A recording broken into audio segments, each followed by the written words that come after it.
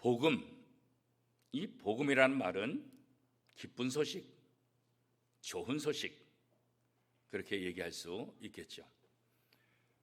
그런데 무엇이 좋은 소식이고 무엇이 기쁜 소식이고 복된 소식일까?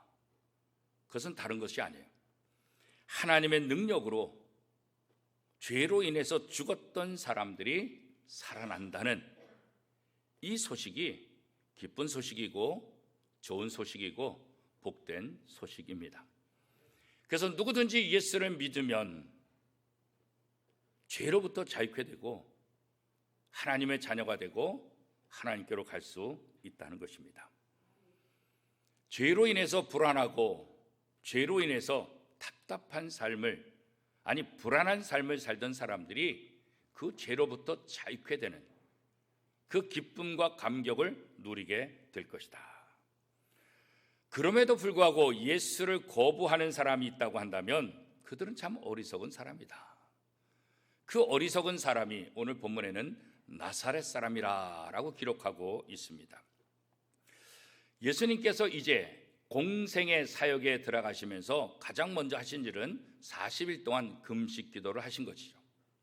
30세까지는 목수의 아들 요셉의 아들로서 삶을 살았다고 한다면 이제 30세가 넘어서 3년 동안은 하나님의 아들 메시아로서의 사역을 감당하기 시작하셨습니다. 예수님께서 이 공생애를 시작하시면서 하나님의 아들로서의 삶을 시작하면서 그래도 누구에게 가까이 다가가셨고 누구를 만나셨습니까?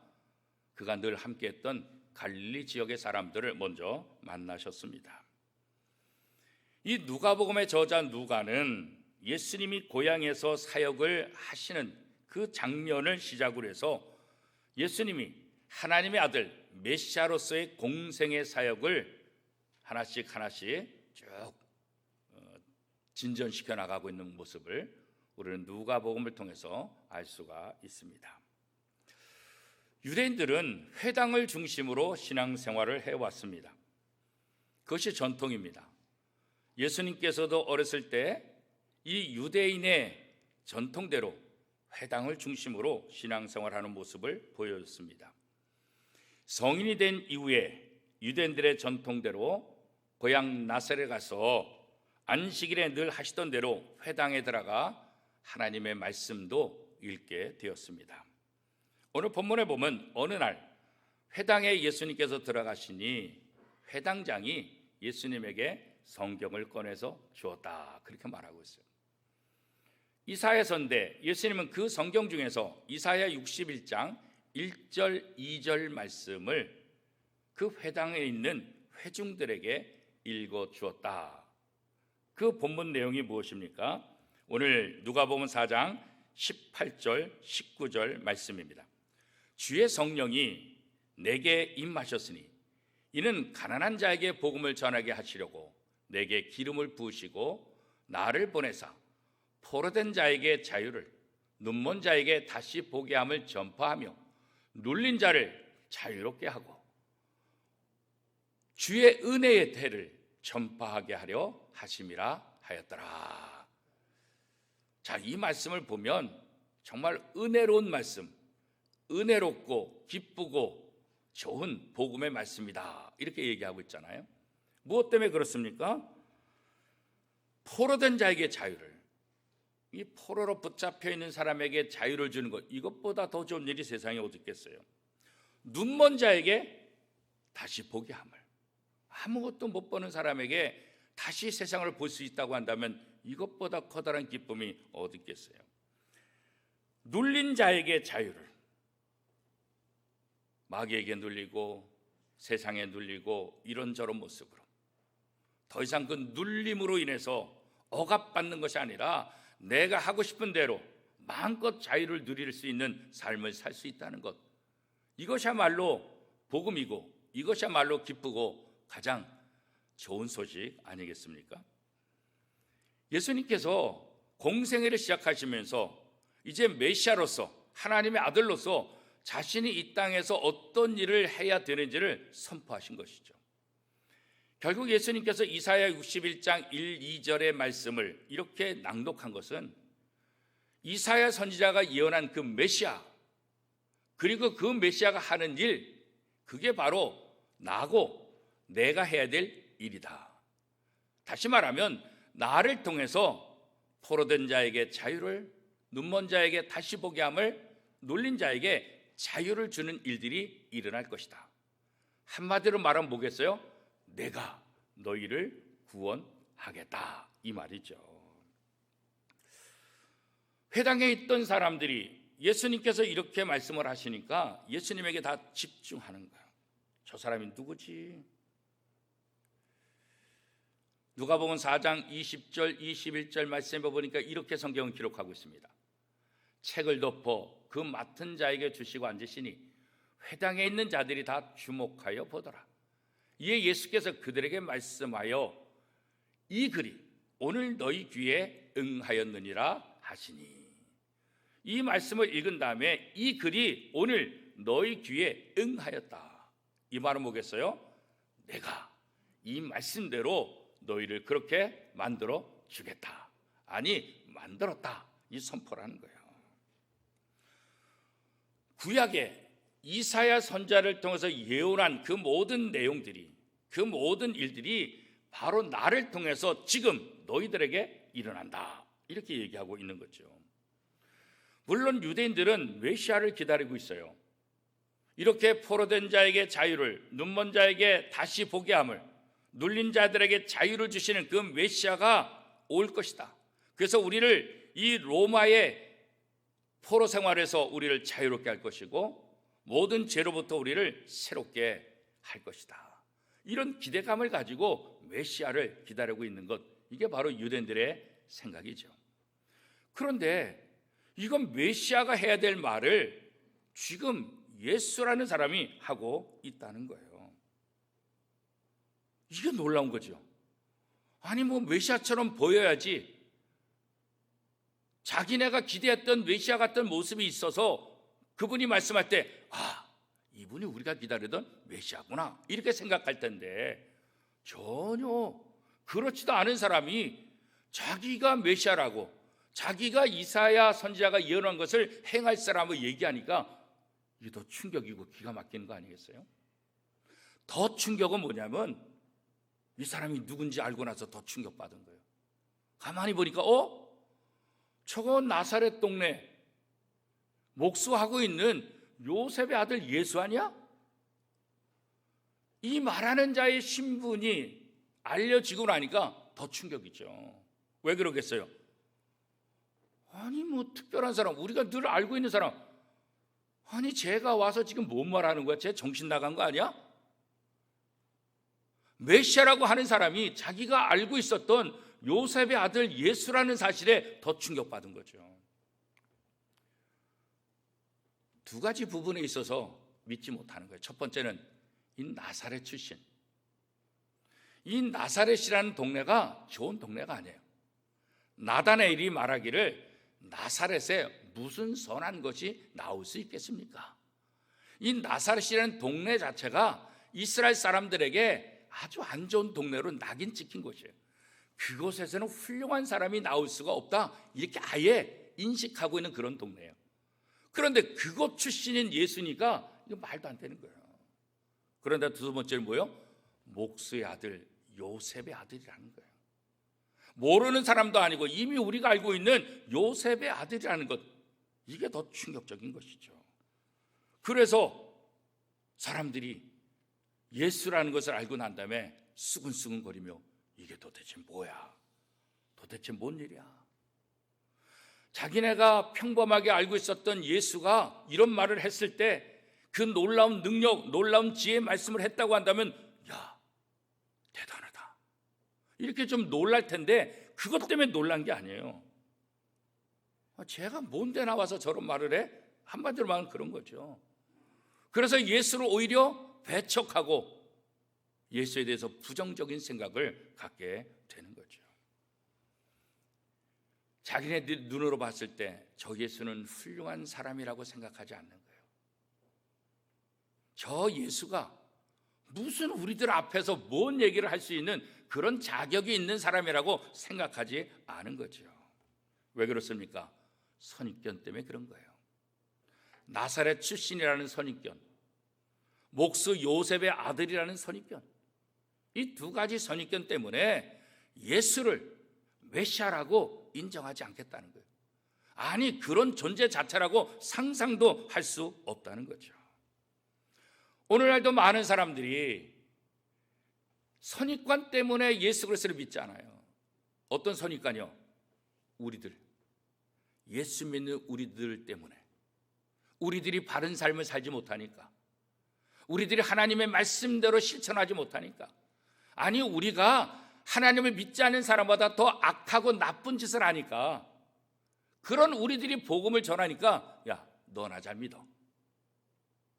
우리들에 대한 선입관 때문에 복음이 제대로 선포되지 않는 그런 것도 얼마든지 있어요.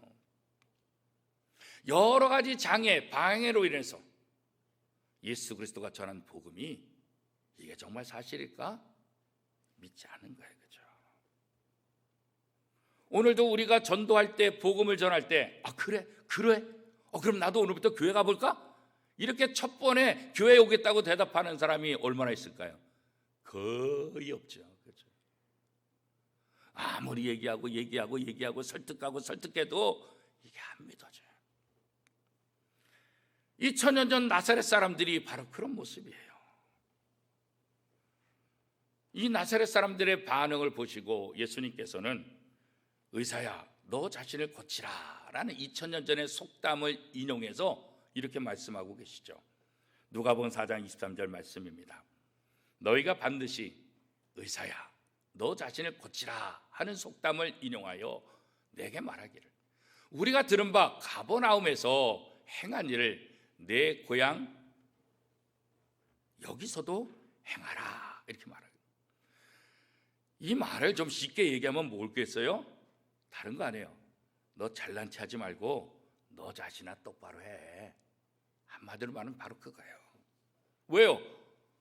예수를 아는데, 나사렛 출신 목수 요셉의 아들 그거 하는데 무슨 네가 누굴 고치고, 야 너나 잘해. 오늘 우리가 믿지 않는 사람들의 복음을 전할 때 예수 믿고 구원 받으세요, 예수 믿고 복 받으세요. 야야, 너나 잘 믿고 너나 잘해. 왜요? 우리들에 대한 선입관 때문에 그런 거예요. 우리가 바른 삶을 살지 못하고 우리가 그들의 선입관에 있어서 뭔가 부족하다고 느껴지면 우리가 하는 말도 믿지를 않는 거예요. 그렇죠? 그래서 나사렛 사람들은 이 예수님에 대해서 반감을 갖기 시작하는 거예요. 아니, 반감을 뛰어넘어서 적대감을 갖고 있는 거예요. 이 나사렛 사람들이 예수님에 대해서 그런 마음을 갖고 있다는 것 예수님이 이미 알고 계시죠. 하나님께서는 야고보 사도를 통해서 사람을 외모로 판단하는 것은 죄다, 그렇게 말하잖아요. 그죠? 우리가 이 선입관을 가지고 사람을 판단하면 이게 실수할 때가 많다고요. 내 나름대로 지식이 있고 내 나름대로 경험이 있고 내 나름대로 어떤 기준이 있다 할지라도 그게 다 맞지 않거든요. 이 나사렛 사람들도 예수에 대한 선입관을 가지고 바라보니까 예수가 하는 말을 믿을 수도 없고 반감, 아니 적대감을 갖게 되는 거죠. 그래서 예수님께서 그런 사람들의 반응을 보시고 뭐라고 말씀하고 계십니까? 누가복음 4장 24절, 내가 진실로 너희에게 이르노니 선지자가 고향에서는 환영을 받는 자가 없느니라. 왜 그랬어요? 너무 잘하니까. 이미 저 사람에 대해서 내가 잘 알고 있다는 이 선입관 때문에 그 사람이 무슨 말을 하든지 그 사람을 존귀하게 여겨주거나 존대하여 주지 않는다는 거예요. 사람의 가치를 못 알아볼 수 있다는 거예요. 뭐 때문에요? 선입관 때문에 그런 거예요. 우리도 그럴 수 있잖아요. 내가 잘 아는 친구들, 내가 옛날에 학교 같이 다녔는데 걔가 뭘, 그럴 때 있잖아요. 그죠? 그런데 오랜 시간이 지나서 유명한 사람이 되고 어떤 유명한 기술자가 되고 유명한 어떤 일들을 하는 사람, 야, 내가 만났을 땐 그러지 않는데 이렇게 훌륭해졌구나, 이렇게 인정하면 참 좋은데 아이고 내 내가 걔 어렸을 때부터 다 알아. 그 선입관이 인정하지 못하는 거예요. 받아들이지 못하게 하는 그런 모습인 거죠. 예수님께서는 이런 나사렛 사람들의 이런 마음을 아시고 구약의 두 가지 사건을 이야기하죠. 첫 번째 사건은 무엇입니까? 엘리야 시대, 가뭄으로 인해서 수많은 사람 3년 6개월 동안 비가 안 와서 많은 사람들이 고생했는데, 그 고생하는 사람들, 그때 이스라엘의 과부들이 얼마나 많았겠어요. 그런데 이 엘리야의 도움을 받은 사람들은 이 이스라엘 유대인의 과부가 아니라 이방인 사렙다 과부만 이 선지자 엘리야의 도움을 받았다. 또 하나 사건은 무엇을 얘기합니까? 엘리사 시대에 또 얘기하는 거죠. 엘리사 시대 나병 환자들이 얼마나 많이 있냐, 이스라엘 사람들에도. 그런데 엘리사를 통해서 이 나병 환자를 치유받은 사람은 수리아 사람, 다시 말하면 뭐예요? 이방 사람, 나만 외에 누가 있냐. 이 말은 뭘 얘기하는 거예요? 이스라엘 백성들은 자신이 선민, 선택받았다고 생각하고 우리만 구원받았다고 말하고 있는데, 지금 예수님 뭐 말하는 거예요? 구원이 이스라엘 사람이 아니라 이방인에게 이미 임했다는 거예요. 너의 그 자존감 버리고 너의 교만 버리고 이미 구원의 역사가 이방인에게 구약에서도 이미 이루어졌고, 예수님 시대도 이루어졌고, 베드로와 사도 바울을 통해서도 이방 사람들에게 복음을 전할 때 놀라운 역사가 일어난 것을 우리는 성경을 통해서 알고 있지 않습니까? 왜 이런 일이 일어날까요? 바로 선민의식, 교만, 선입관 때문에 바로 이런 거라는 거죠. 복음을 받고 복음의 은혜를 경험하는 것은 유대인이기 때문에 받는 것이 아니라, 누가 받는 거예요? 유대인이나 이방인이나 그 복음을 받아들이는 사람이 복음의 은혜를 경험하는 것이지, 받아들이지도 않는데 단순히 유대인이라고 그 복음의 은혜를 받느냐? 그럴 수 없다는 것을 얘기하는 거예요. 오늘 우리도 마찬가지예요. 나사렛 사람들은 예수 그리스도에 대한 선입견 때문에 메시아 구세주를 외면하고 거부해버렸다고. 예수님은 누구보다도 자기 고향 사람들에게 복음을 먼저 전했고, 그 복음을 통해서 자기의 고향 나사렛 이 사람들이, 어렸을 때부터 함께 생활했던 이 사람들이 누구보다도 하나님의 자녀가 되고 죄로부터 자유되기를 원하신 것 아니겠어요? 그런데 가장 먼저 기회를 받은 이 나사렛 사람들은 그 기회를 스스로 발로 차버린 거예요. 우리가 굴러온 복을 발로 찼다, 그런 것 아니겠어요? 그들은 예수를 그냥 하찮은 목수의 아들로만 생각한 거예요. 나사렛 출신이라는 하찮은 인물이라고 생각한 거예요. 그래서 예수님을 메시아로 받아들이지 못하는 거죠. 이스라엘 백성들은 지금까지 자기 나름대로 메시아에 대한 기대가 있잖아요. 이사야 선지자를 통해서 말씀하신 것처럼 포로된 자의 자유를, 지금 로마의 지배하에 있는데 이 로마에서 우리를 해방시키려고 하면 얼마나 위대한 장군이 돼야 되겠어요. 이 거대한 로마를 누가 이기겠어요? 그렇죠? 나름대로 이 로마를 이길 수 있는 그런 메시아, 이렇게 생각하는 거죠. 그리고 이 포로 생활하는 이들에게 정말 지도자다운 리더십을 갖고 있는, 누가 보더라도 야, 이 사람 믿을만해, 이 사람 훌륭해, 그런 좀 존경심을 받을 만한 그런 외형도 갖춰야 되고 그런 모습도 갖춰야 되잖아요. 근데 이사야 53장에 보면 예수님의 모습을 뭐라고 표현하는지 알아요? 흠모할 것이 아무것도, 그러니까 좋게 보일 것도 아무것도 없는, 별로 못생겼다고 기록하고 있다고요. 이사야 53장에 보면. 그러니까 지금 메시아를 기대하고 기다렸던 이 나사렛 사람들, 이 유대인들의 눈에 예수는 아무것도 안 해요. 메시아적인 어떤 요소를 1도 갖고 있지 않은 거예요. 그런데 자기가 메시아라 그러는 거예요. 그러니까 반감을 갖고 적대감을 가지고 오늘 성경에 보니까 어떻게 말하고 있어요? 동네 낭떠러지 끝에까지 예수를 밀고 가서 떨어뜨려 죽이려고 했다 그랬잖아요. 그 정도로 적대감을 표시하고 있는 거죠. 그러니까 자기네들이 나름대로 기대하고 있던 메시아 그 상하고 완전히 다른 예수를 만나게 되니까 받아들일 수가 없는 거죠. 예수님은 과거에도 지금도 누구든지 주의 이름을 부른 자는 구원 얻으리라. 유대인만 구원을 받을 이렇게 말한 적이 없다. 이 복음에 응답한 사람이 구원받는다고 말했지 유대인이기 때문에 절 그렇게 말한 적이 없다. 그런데 이방인에게 구원이 있고 이방인들에게 하나님의 은혜가 임했다는 이 예수의 말을 듣고 나니까 이 회당에 있는 이 나사렛 사람들이 더 화가 난 거죠. 왜요? 아니 우리가 구원받은 사람, 우리가 선택받은 사람인데 아니 그럼 우린 뭐야? 아니 이스라엘 사람이 아니라 이방인들이 그런 복을 받았다고 한다면 이건 말도 안 돼.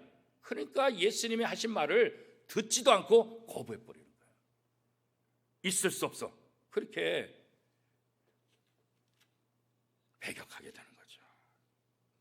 오늘도 수많은 사람들이 예수를 믿고 하나님 믿으면서 자기 나름대로의 기준을 갖고 있는 거예요. 내가 믿는 하나님은, 내가 믿는 예수님은 적어도 이런 하나님이야, 이런 예수님이야. 우리 나름대로 그림을 갖고 거기에 안 맞으면 아니라고 거부하는 거예요. 아이 이거 하나님 아니야, 아 이거 예수님 아니야. 2000년 전 나사렛 사람들의 모습이나 오늘 우리의 모습이나 사실 별 차이 없어요. 내가 원하는 복을 누리지 못하면 이거 아니야. 내가 원하는 그 그림이 아니면 이것도 아니야. 여러분 어때요? 오늘 우리 속에 그런 모습이 있지 않습니까? 내가 만든 메시아, 내가 원하는 메시아, 그걸 찾는 거예요. 그러니까 유대인들은 지금도 메시아를 기다리고 있는 거예요. 왜요? 자기네들이 기대하는 메시아를 아직 못 본 거예요. 메시아는 2000년 전에 왔는데도 그런 메시아가 아니라는 거예요. 그리고 메시아를 지금도 자기들이 그려놓은 그 메시아를 지금도 찾고 있는 거예요. 그런 사이에 이 복음은 유대인들을 떠나서 이방 오늘 우리에게까지 이 복음이 오게 된 것 아니겠어요? 그렇죠? 이방인 사람들에게 복음이 임한 것처럼 심령이 가난한 사람들, 정말 예수 그리스도의 복음이 필요한 사람들, 간절한 사람들, 그 간절한 마음을 갖고 있는 사람들에게 이 복음이 들려질 때 그들이 복음의 능력들을 경험하게 될 것이라는 거죠. 그러므로 우리는 오늘 내가 우리 집안이 대대로 예수 믿는 집안이었는지, 내가 몇 대째 집안이었는지, 내 직분이 뭔지, 내가 얼마나 오랫동안 예수를 믿었는지 이거 자랑하고 이 교만, 이런 선입관을 가지고 신앙생활을 할 것이 아니라 심령이 가난한 자로 언제나 겸손한 모습으로 주님이 아니면 나는 살 수 없다는 이 고백을 할 때 우리 속에 이 구원의 감격이, 복음의 능력들을 경험하게 될 줄로 믿습니다. 나의 필요를 채워주는 메시아가 아니라 그 메시아를 통해서 내가 변화되고 그 메시아를 통해서 내 삶이 바뀐다는 것, 이것을 알아야 되는 거예요. 우리가 가진 선입견과 인간적인 기대는 바로 예수 그리스도의 참된 모습을 제대로 보지 못하는 거예요. 메시아가 와도 메시아인 줄을 모르는 거죠. 예수 그리스도의 참된 모습을 이해하는데 방해가 되는 거예요. 그래서 우리가 성경을 읽을 때나 기도할 때 가장 중요한 것은 뭐냐? 성령의 도우심을 요구해야 돼요. 왜? 우리의 지혜는 너무나 부족하기 때문에, 우리의 경험도 부족하기 때문에. 특별히 성경을 읽을 때는 이 성경은 성령의 감동으로 쓰여졌기 때문에 성령의 도우심 없이는 이 말씀의 의미를 깨달을 수 없다고. 말씀을 읽을 때마다 성령님, 이게 무슨 뜻인지 제가 깨닫게 해주세요. 성령님, 이것을 통해서 내가 할 일이 무엇인지를 깨닫게 해주세요. 성령님, 이 말씀을 통해서 정말 하나님께서 원하시는 것이 무엇인지를 제가 분명하게 깨닫게 해주세요. 이 기도가 필요한 거예요. 그럴 때 우리가 말씀을 통해서 하나님께서 우리에게 하시고자 하는 그 의미를 깨닫게 되고 그 말씀의 은총을 우리가 경험하게 된다는 거죠. 자유가 아니면 죽음을 달라. 미국의 독립기념일로부터 1년 4개월 전인 1775년 3월 변호사이자 식민지 의회 의원이었던 패트릭 헨리가 연설한 내용 중에 한 구절입니다. 자유가 아니면 죽음을 달라. 이 연설을 통해서 미국의 독립운동이 전개되기 시작했어요. 자유가 아니라면 차라리 죽겠다는 이 열망이 미국 사람들의 가슴에 불을 태웠어요. 지금 미국의 수도 워싱턴 DC에 가게 되면 백악관이 있고 그 백악관 앞에 내셔널 몰 쫙 광장들이 펼쳐 있고 그 맞은편은 링컨 기념관이죠. 그리고 우리가 미국을 여행하게 되면 이 백악관도 가보고 링컨 기념관도 가서 사진을 많이 찍는데 우리나라 사람들이 꼭 가는 곳이 있어요. 바로 옆에 한국 전쟁 참전 용사 기념공원이 있어요. 정말 알지도 못하는 대한민국, 그 나라의 자유를 위해서 전혀 알지도 못하는 사람이 그 나라 가서 전쟁하는 거예요. 자기 가족도 아닌데, 자기 나라도 아닌데. 그리고 우리 땅에서 생명을 잃은 사람이 많죠. 그 사람들을 기념하는 공원이에요. 자기 자유도 아니고 모르는 나라 그 자유를 위해서도 자기의 생명을, 오늘 우리가 이렇게 대한민국에서 자유를 누릴 수 있는 것은 우리는 공짜로 누리잖아요. 그런데 공짜가 아니에요. 이렇게 알지 못하는 외국의 군인들이 또 우리의 선배들이 생명을 걸고 목숨을 걸고 이 자유를 지켰기 때문에 오늘 우리가 이 자유를 누리는 거죠. 그래서 이 한국 전쟁 참전 용사 기념공원 옆에 벽이 쫙 있고 그림도 그려 있는데 그 중에 한 벽에 이런 글귀가 있어요. Freedom is not free. 자유는 공짜가 아니다. 그래요. 자유는 공짜가 아니에요. 우리는 공짜로 누리고 있지만 우리가 누리는 이 자유는 공짜가 아니에요. 전 세계 수많은 한국을 돕는 군인들의 목숨값으로 우리가 자유를 누리는 거예요. 오늘 우리가 예수 믿고 죄로부터 자유케 된 이 자유는 공짜가 아니에요. 하나님에게서는 어마어마한 대가를 지불한 거예요.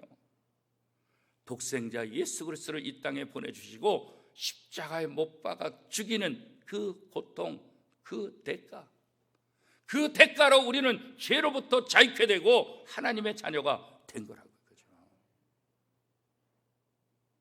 이게 바로 복된 소식이라는 거죠. 예수 그리스도를 통해서 하나님 앞에 나갈 수, 죄로 인해서 아무것도 할 수 없는 우리들이 예수님 때문에 나갈 수 있는 거예요. 예수님이 이 땅에서 기적을 베푸시면서 눈먼 자, 안진뱅이, 장애자 다 고치신 사건이 있잖아요. 왜 그랬을까요? 물론 육체를 회복시켜서 정상적인 삶을 살아가게 하는 것, 이것도 중요하지만 더 중요한 의미가 있는데 그것은 뭐예요?